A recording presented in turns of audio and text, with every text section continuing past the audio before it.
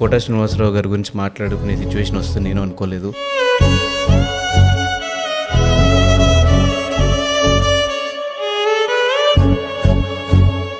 మీ లైఫ్లో ఇప్పుడు ఆయన్ని భర్తీ చేసే పర్సన్ ఎవరైనా ఉన్నారు? అంతే, ఈ లైఫ్కు కోటన్నని పూర్తి చేసేవాళ్ళు లేరు, రారు. మీసమున్న నేస్తమా నీకు రోషమెక్కువా, స్నేహానికి చలికాడా దోస్తీకి సరిజోడా. బట్ ఆ ఇష్యూ దగ్గర నుంచి ఇండస్ట్రీ ఒక పెద్ద మనిషిని కోల్పోయింది అని అర్థమవుతుంది. మీరు బాధపడటం ఆ రోజు 6 గంటలప్పుడు ఫోన్ చేశాను. ఫోన్ చేస్తే మాట్లాడాడు, మంచిగానే మాట్లాడాడు. తెల్లవారుజాన 5 గంటలకు నాకు టీవీలో వాళ్ళు breaking news, veteran Telugu actor ప్రముఖ నటుడు కోటా శ్రీనివాసరావు కన్నుమూశారు. కోట లేడు అంటే నమ్మలేకపోతుంది. వెళ్ళిపోయాడు. ఎప్పుడైనా ఆయన లో అయిపోవడము, ఏదన్నా ఎక్కువ ఆలోచించడం కానీ, డిప్రెస్డ్ అవ్వడం కానీ ఏమైనా జరిగింది? నేను సినిమా చేయలేకపోతున్నానని ఫీల్ అయ్యాను.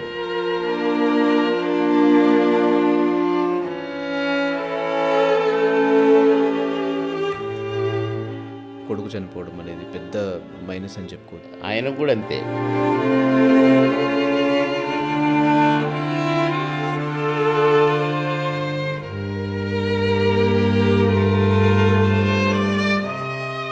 కూడా వాళ్ళ కూతుర్లిద్దరిని చూస్తుంటే చాలా బాధ అనిపించింది. ఇద్దరు ఏడుస్తూనే ఉన్నారు పాపం. ఇద్దరు అంటే కూతుర్లు అంటే ప్రాణమైన.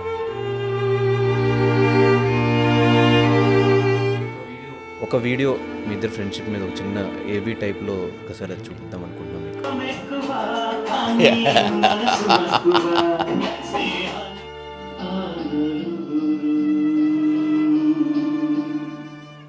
సారీ సార్, మిమ్మల్ని బాధ పెట్టుంటే.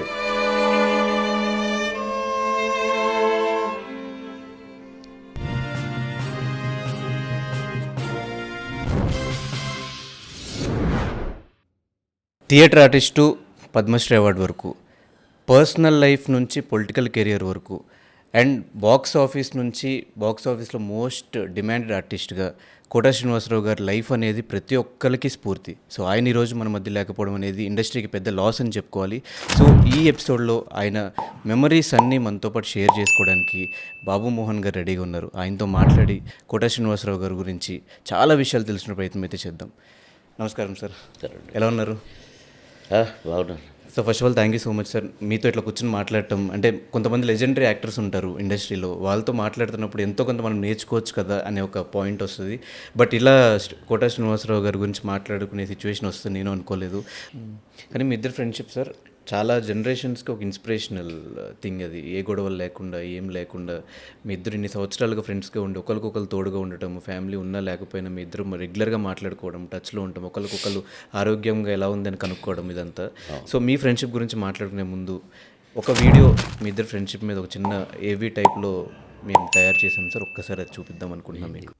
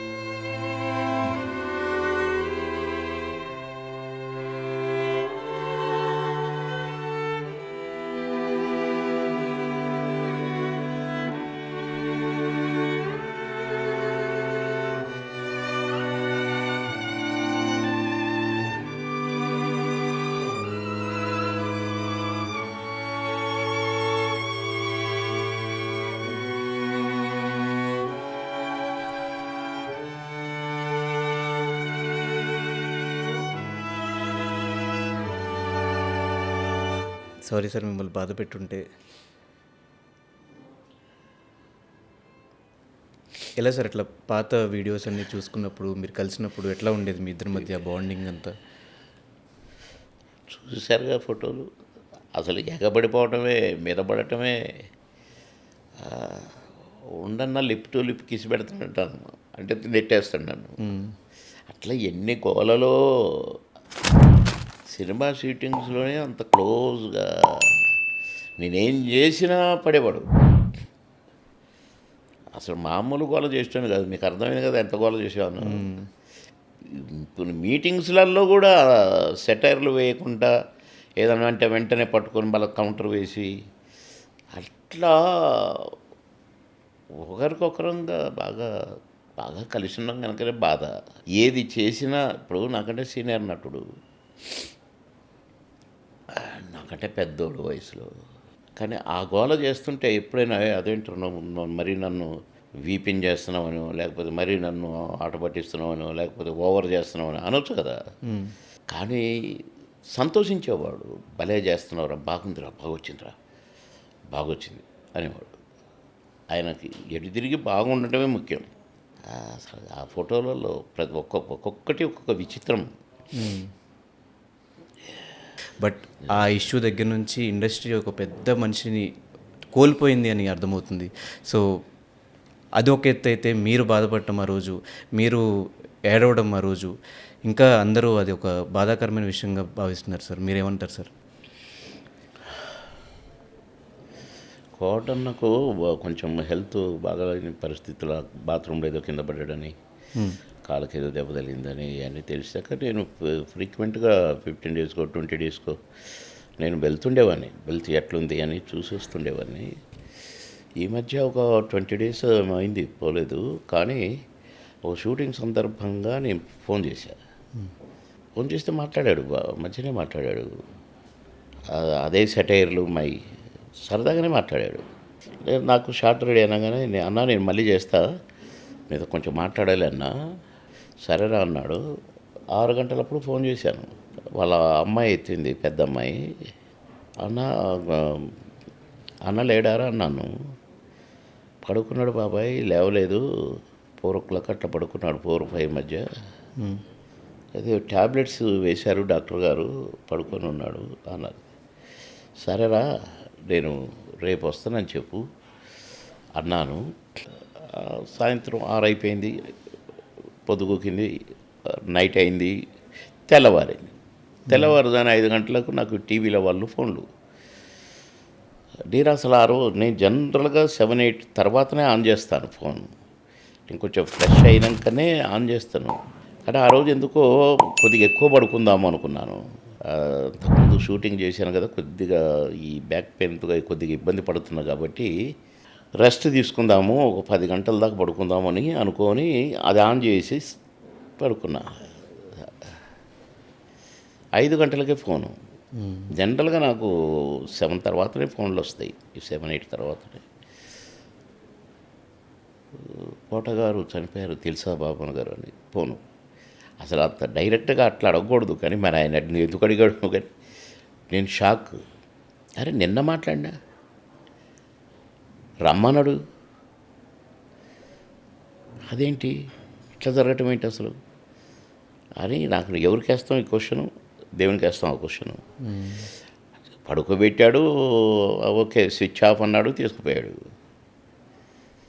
సో నిన్ననే మాట్లాడిన కదా, ఇంత సడన్గా అసలు ఇదేం విచిత్రమైన చావు అని బాగా ఫీల్ అయినా. మేమిద్దరం కలిసి నటించేటోళ్ళం. నన్ను కూర్చొని మంచంలో పడుకొని నన్ను అది ఇది అంటుంటాడు, డాబా అంటుంటా. నేను కొడుకు అనమాట. కొంతమంది ఆఖరి దశలో ఉండి కూడా సాధిస్తుంటారు చూడు, అలాంటి క్యారెక్టర్ అన్నా మనం వేద్దాము, నువ్వు ఓపిక వద్దు అది దాన్ని ఇంటికి పోయి మాట్లాడదాం అనుకున్నా. రీసెంట్ టైమ్స్ మాట్లాడదాం అనుకున్నారు అందుకే ఫోన్ చేసింది అసలు. సరే అట్లా ఇక అయిపోయింది. చాలా బాధ అనిపించింది. అరే మీకు కలిసి నటించాలనుకున్న ఫోనే, ఈ ఫోన్కు పోనీ మాట్లాడుకుంటున్నా పోయేది, మాట్లాడిండు. నేను ఈ విషయం చెప్పలేదు, నేను ఇంటికి వచ్చి చెప్తా. అరే అట్లా కలిసే ఉంటున్నాం, మాట్లాడుకుంటూనే ఉంటున్నాం. ఆయన బాధపడుతూ కూడా ఎప్పుడు పోయినా లేచి కూర్చొని రెడీగా ఉండేటోడు నా కోసం. ఇంత సడన్గా వెళ్ళిపోయాడేంటి అనేది ఒక సైడ్ బాధ. ఒక సైడ్ ఏమో 3 సంవత్సరాల నుంచి ఆ కాలు నొప్పితో బాధపడుతున్నాడు. ఇంకా నయం, దేవుడు ఇంకా ఆరోగ్యం క్షీణించి ఇక మంచంలోనే పడుకొని సేవలు చేయించుకుంటూ, సేవలు అనకూడదు, చాకిరీ చేయించుకుంటూ, ఆ ఇంట్లో చాకిరీ చేసేటోళ్ళు భార్య కావచ్చు, కొడుకు కావచ్చు, కూతురు కావచ్చు, మనవళ్ళు కావచ్చు, వాళ్ళు అసహించుకొని చెదరించుకొని ఆ స్థాయి దాకా మనిషి బతకూడదనేది నా ఫిలాసఫీ. అలాంటి దశ రాకముందే మంచిగా మాట్లాడాడు, నాతో మాట్లాడాడు. పెద్ద కూతురు, చిన్న కూతురు, కొడుకు, మనవళ్ళు అందరితోటి సరదాగా ఉన్నాడు. భోంచేశాడు, పడుకున్నాడు. పోనీ ఆయనకెవరో ఆయనే తిన్నాడు, పడుకున్నాడు, వెళ్ళిపోయాడు. ఎంత హ్యాపీయెస్ట్. మళ్ళీ అది కూడా మధ్యరాత్రి తీసుకోలేదు, కడుపు నిండా పడుకొని ఇచ్చాడు 5 గంటల దాకా. 5 గంటల దాకా పడుకొని వెళ్ళిపోయాడు. కనుక 3 సంవత్సరాల నుంచి కాలు బాధతో ఇబ్బంది పడ్డా వెళ్ళిపోవడం మాత్రము హ్యాపీగా వెళ్ళిపోయాడులే మా అన్న అని అదొక సంతోషం మళ్ళీ. కనుక కొంత సంతోషం. మనిషి లైఫే దుఃఖము ఉంటుంది, సంతోషం ఉంటుంది. సంతోషం వచ్చినప్పుడేమో పళ్ళికిలు ఇచ్చినప్పుడు అప్పుడు కూడా కళ్ళల్లో నీళ్ళు వస్తాయి. సంతోషం ఎక్కువైతే కూడా, దుఃఖం ఎక్కువైతే కూడా కళ్ళల్లో నీళ్ళు వస్తాయి. అలా కోటన్న ప్రయాణం సంతోషం అనిపించింది నాకు. ఎందుకంటే గోస పక్కలోనే మంచంలోనే అన్నీ 1కి 2లకు పోయి అలాంటి గోస ఎవరికి రాకూడదు. నేను అస్సలు కోరుకోనది. కానీ మొత్తం కార్యక్రమం కూడా మీరే చూసుకున్నారు దగ్గరుండి. అంటే సొంత తమ్ముడు ఏదో దేవాలయానికి పోయిండు. ఇదేదో ఉండే కదా, మొన్న ఫంక్షన్ ఫెస్టివల్ వచ్చింది కదండి. ఆ పండుగ సందర్భంగా ఒక టెంపుల్కి వెళ్ళారు ఫ్యామిలీ అంతా. ఇది జరిగింది. నేనే సొంత తమ్ముడిని అయిపోయాను. ఇక అందరు రిసీవ్ చేసుకోవటం కానీ, అందరిని ఇంట్రడ్యూస్ చేయటం కానీ. ఎప్పుడైతే సొంత తమ్ముడు శంకర్రావు వచ్చాడో అప్పుడు నేను చిన్నగా పక్కకు జరిగి, పక్కనే మా ఫ్రెండ్ ఇల్లు ఉంటే, అంటే బాగా వస్తున్నారు, లోపలికి వస్తున్నారు ఫోటోలు దిగటానికి. అక్కడ సంతోషంగా ఫోటోలు దిగుతారు అసలు. ఇక అక్కడికి పోలీసులు పాపం బాగా హెల్ప్ చేశారు. కానీ వద్దు, సీఎం కూడా వచ్చే టైం అయిందని తెలిసి నేను అక్కడ ఎందుకు మళ్ళీ వాళ్ళతోటి నేను ఫోటోలు దిగాల్సి వస్తుంది. సరే, చిరంజీవి గారు వచ్చినప్పుడు ఉన్నాను, నేనే అందరిని ఇంట్రడ్యూస్ చేశాను. పవన్ కళ్యాణ్ గారు వచ్చారు. కానీ సీఎం వచ్చేటప్పుడు వద్దని కొద్దిగా పక్కకు తప్పుకొని పక్క ఇంట్లో కూర్చున్నాను. అక్కడ ఛార్జ్ అప్పచెప్పిన అసలు తమ్ముడికి. ఇదంతా అయిపోయి సాయంత్రం మరుసటి రోజు ఫోన్ చేసి, అసలు తమ్ముడు, అన్నా నువ్వు సొంత తమ్ముడిగా వ్యవహరించావు, మొత్తము పక్కన నటించుకుంటూ పక్కనే ఉంటూ, ఇక్కడ కూడా సొంత తమ్ముడు పోర్షన్ కొద్దిగా చేసినావు నువ్వు. నా బాధ్యతని నీ బాధ్యత అనుకున్నావు. థ్యాంక్స్ అన్న, అది ఇదని అదే మాట్లాడుకున్నాం కొన్ని విషయాలు. సో లాస్ట్ డేస్లో ఎప్పుడైనా ఆయన లో అయిపోవడము, ఏదన్నా ఎక్కువ ఆలోచించడం కానీ, డిప్రెస్డ్ అవ్వడం కానీ ఏమైనా జరిగినాయి సార్? ఏం లేదండి. అనారోగ్యంతో ఉండి నేను సినిమా చేయలేకపోతున్నానని ఫీల్ అయ్యేవాడు ఆయన.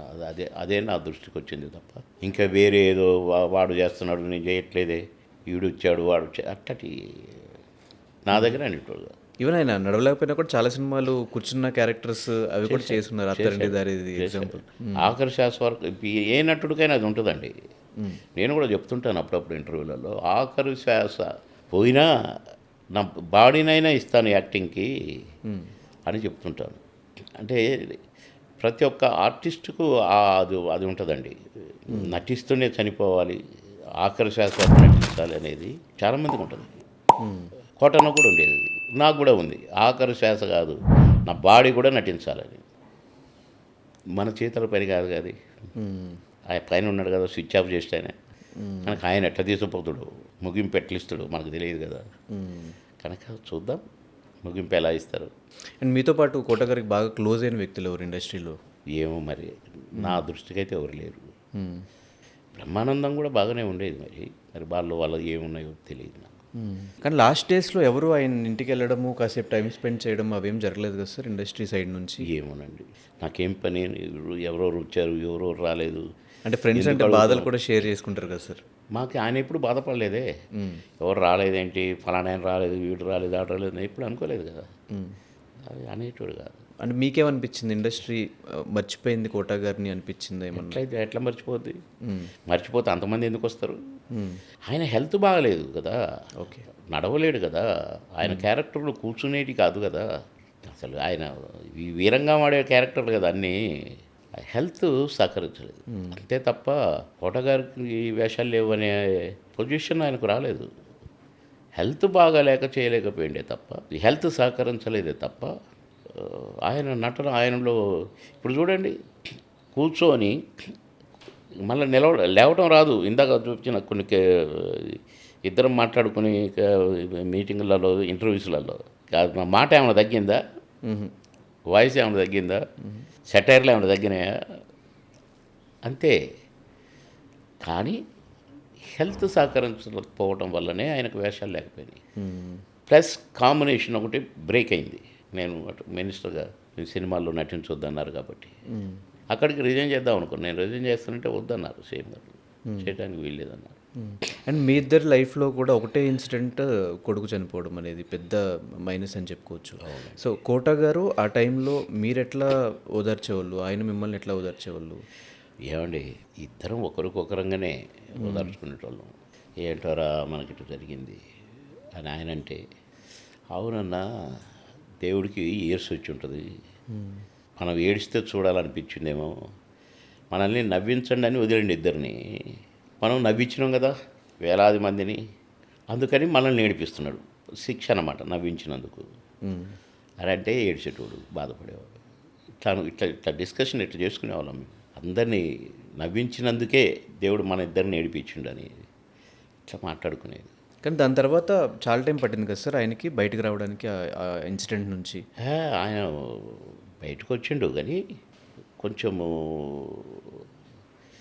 నాకు మా అబ్బాయి చనిపోయినాక షుగర్ అటాక్ అయింది, ఆయనకు కూడా అంతే, అబ్బాయి చనిపోయినాక షుగర్ అటాక్ అయింది. నేను బాగా డిప్రెషన్లోకి అయిపోయాను. ఎవడికోలా వాడిది సినిమా చూడండి, నేను ఎలా అయిపోయానో తెలుస్తుంది మీకు, స్కెలిటన్ లాగా అయిపోయాను. మళ్ళీ 2-3 monthsలో మళ్ళీ కొద్దిగా కవర్ చేసుకున్నాను. కోటగారు కొంచెం బాగానే ఉండేది, కొంచెం ఇది అయ్యేది, ఆయనకు షుగర్ ఎక్కువ అవటం అట్లా కొన్ని వచ్చాయి, దాన్ని రికవర్ కాలేకపోయాడు. నేను మొండిగా వ్యవహరించాను, బతకాల్సిందే 10 మంది కోసం అనేదానికి వచ్చాను. ఆయన ఆ బోల్డ్ డెసిషన్ తీసుకోలేకపోవటమా లేక కుదరకపోవటమా, ఆయన అలవాట్ల వల్ల కుదరకపోవటమా అనేది దాని మీద రీసెర్చ్ అంత పెద్దగా చేయలేదు నేను. అన్న బాగుండాలని కోరుకునేది నేను అంతవరకు. మొన్న కూడా వాళ్ళ కూతుర్లు ఇద్దరిని చూస్తుంటే చాలా బాధ అనిపించింది, ఇద్దరు ఏడుస్తూనే ఉన్నారు పాపం. ఇద్దరు అంటే కూతుర్లు అంటే ప్రాణం ఆయనకి, కనుక ఎప్పుడు ఆయన ముందు ఉండాలి. ఎవరో ఒక కూతురు, వాళ్ళకు కూడా ఇల్లు కొని వాళ్ళని ఇల్లు దగ్గర పెట్టుకొని మంచిది. సో కూతుర్లందరినీ సెటిల్ చేశారు ఆయన, ఆయన బాధ్యత తీరిపోయి చేశాడు. ఇది ఇద్దరు అల్లుళ్ళను అన్ని బలకేయంగా ఉన్న చేశాడు, ఉద్యోగాలు వ్యాపారాలు. ఇద్దరు కూతురులను కూడా మంచిగా సెట్ చేశాడు. ఇద్దరు కూతురుని ఆఖరి శ్వాస వరకు కూడా దగ్గరనే పెట్టుకున్నాడు. కొడుకే వెళ్ళిపోవటం కొద్దిగా మైనస్ పాయింట్, హెల్త్కు దెబ్బ అయింది. ఒకడే కొడుకు కదా సార్. మధ్యలో చాలా ఇంటర్వ్యూస్లో కోటా గారు కొన్ని విషయాలు చెప్పడం జరిగింది. ఆయన ఫ్యామిలీ లేకపోవడం వల్ల ఒక్కళ్ళే ఉంటున్నారని చెప్పేసి, ఇండస్ట్రీలో అందరూ పట్టించుకోవడం మానేశారని కొన్ని కమెంట్స్ వినిపించినాయి సార్. అవి నిజమేనా సార్? ఒక్కడు ఉండటం ఏంటి? ఇంట్లో ఆయన భార్య ఉంటుంది కదా, ఆయన భార్యకు కూడా హెల్త్ సరిగా ఉండదండి. ఆయన ఉద్యోగం చేసేటప్పటి నుంచే, కానీ షూటింగ్లు చేస్తూ నైట్ అండ్ డే వాళ్ళ భార్యను చూసుకుంటూ వండి పెడుతూ, కోటా గారే ఆయన చేసిన సేవ ఆయన భార్యకు ఈ భూమి మీద ఎవడూ చేయలేదు. ఆమెను జాగ్రత్త ఇంట్లో పెట్టి ఒక్కొక్కసారి తాళం వేసి వచ్చి మళ్ళీ పోయి చూసుకొని, ఆయన ఎవరు లేకుండా ఒంటరిగా ఉన్నానని చెప్పినాడు ఎవడండి ఫూల్ నా. మొన్నటిదాకా ఆయన కొడుకున్నాడు, కోడలుంది, కొడుకుతో పెళ్ళి అయిన కాడ నుంచి కోడలు అయిన తర్వాత మనవాళ్ళు, పెద్ద కూతురు చిన్న కూతురు ఇక్కడే ఉండేటోళ్ళు. ఒక కూతురు మెడ్రాస్లో ఉండేది, ఒక కూతురు ఇక్కడే ఉండేది, ఇక్కడే పెట్టుకున్నాడు దగ్గరలో. కనుక కూతురు భర్త, మనవళ్ళు మనవరాళ్ళు ఎప్పటికప్పుడు ఇంట్లో ఉంటూనే ఉండేవాళ్ళు. మరీ కొడుకు చనిపోయిన కాడ నుంచి ఈ కూతురన్నా ఆ కూతురన్నా ఎప్పుడు ఇంట్లోనే ఉండేవాళ్ళు. ఎప్పుడు వచ్చినా వారం 10 రోజులు ఉండి చూసుకొని పోతే మళ్ళీ ఇంకో కూతురు వచ్చి చూసుకునేది. ఎప్పుడు ఇల్లు సందడిగా ఎవరో ఒక చుట్టాలు రావటం ఉండటమే తప్ప ఒంటరిగా కోట గారు ఒక్క నిమిషం కూడా ఏనాడు ఉండలేదు. మరి మీకు చెప్పిన యూస్లెస్ ఫెలోరు కానీ ఆయన ఫ్యామిలీని ఎంతో ప్రేమించేవాడు. మధ్యలో ఆయన తమ్ముడు శంకర్రావు గారు వస్తూ ఉండేవాడు. ఫ్యామిలీతోనే వచ్చేది. ఎవరు వచ్చినా అక్కలు ఉన్నారు, వాళ్ళు కూడా వచ్చిపోతుండేవాళ్ళు. సరే వాళ్ళు విజయవాడలో ఉంటారు కాబట్టి అప్పుడప్పుడు వచ్చేవాళ్ళు. వీళ్ళు మాత్రం కంటికి రెప్పల చూసుకునేవాళ్ళు. ఈ హెల్త్ పాడైన ఈ 3 సంవత్సరాల నుంచి మాత్రం అందరూ ఆయనతోటే ఉండటానికి ప్రయత్నం చేసేవాళ్ళు. ఎందుకంటే నేను ఫ్రీక్వెంట్గా వెళ్ళేవాడిని కదా, చూసేవాడిని కదా. పోయి కాసేపు మాట్లాడి ఇట్లనే జోకులు వేసుకొని. డైలీ ఒక ఫోన్ కాల్ అయినా ఉంటుందా సార్? డైలీ ఉండదులే కానీ బిజీ టైం కదా. నేను కూడా ఆయన్ని డిస్టర్బ్ చేసేటోని కాదు. 2-3 రోజులకు ఒకసారి, 5-6 రోజులకు ఒకసారి గ్యారెంటీగా ఉండేది ఫోన్. తమరు ఏం చేస్తున్నట్టో నన్ను ఇవన్నీ మా సెట్టైర్లే ఏమండి, అవన్నీ ఏమీ లేవు. ఏరా ఎక్కడా ఏదో చేస్తూనే ఉంటావు నా కొడుక, ఆ నిరంజులనే ఉండేవి. ఏదో చేస్తాం లేవా నీకు చెప్పాలా మేము, మాకు 1,00,000 పనులు ఉంటాయి, మీ విఐపీస్ తెలుసు పీసు అయ్యి అని ఇక వేస్తూనే ఉండేది. అటు నుంచి నేను ఇటు నుంచి ఇక మాది అంతే ఉండేది. చిరంజీవి గారితో చాలా కాంబినేషన్ సీన్స్, చాలా హిట్ పేరు వాళ్ళిద్దరిది కూడా. చిరంజీవి గారు కోట గారి సరే కాంబినేషన్. అది కోట గారిని అడుగుదురులే తర్వాత, లేక చిరంజీవి గారిని అడుగుదురు. ఆయన లేరు కదా సార్. చిరంజీవి గారు నిన్న వచ్చారు, ఆయన కూడా చాలా డల్ అయిపోయి చాలా బాధపడిన సందర్భం చూసాము. ఆయన కూడా చాలా సినిమాలు చేశాడు కదా. కోట గారు మంచి నటుడుగా ఆయనకు గౌరవం. వాడి దగ్గర ఏం మాట్లాడుకుంటాం చెప్పు. ఆయన ఏదో అడిగిండు, నేనేదో చెప్పాను అంతే. అవన్నీ కామెడీని పుట్టించుటి కావు. విషాద ఛాయల్లో మనం ఏదో అడిగింటూ చెప్పినాం. ఎవరెవరు అంటే చెప్పిన పెద్ద కూతురు, చిన్న కూతురు అని చెప్పి అంతే అడిగిండు అంతే. సార్ ఏదైనా ఒక మెమరబుల్ ఇన్సిడెంట్ మీ ఇద్దరి మధ్యలో జరిగింది ఒక్కటి? లక్షలు ఉన్నాయి. ఒక్కటి బాగా గుర్తుండిపోయిన? లక్షలు అసలు నాకంటే మీ దగ్గరనే ఎక్కువ ఉన్నాయి. ఆ ఫోటోలు చూపించారు కదా, అవన్నీ ఇప్పుడు మాకు వేగంగానే చెప్పిందా లేదా నేను, ఇది ఫలానా షూటింగ్ ఫలానా దగ్గర. అది మాకు కోట్లల్లో ఉంటాయి, అన్నీ ఇష్టమే. ఏది ఇది ఫస్ట్, ఇది సెకండ్, ఇది థర్డ్ ఉండదు మాకు, అన్నీ నెంబర్ 1. అది మా అదృష్టం. ఏదైనా ఒక బాధాకరమైన సంఘటన? కొడగారు ఇద్దరమే బాధాకరమైన సంఘటన, దానికి మించిన సంఘటన ఏముంటుంది? అండ్ మీ ఇద్దరి మధ్య సార్? మా ఇద్దరి మధ్యలో ఏముంటుంది? ఏదైనా ఒక సాడ్ ఇన్సిడెంట్ కానీ? అసలు లేదు.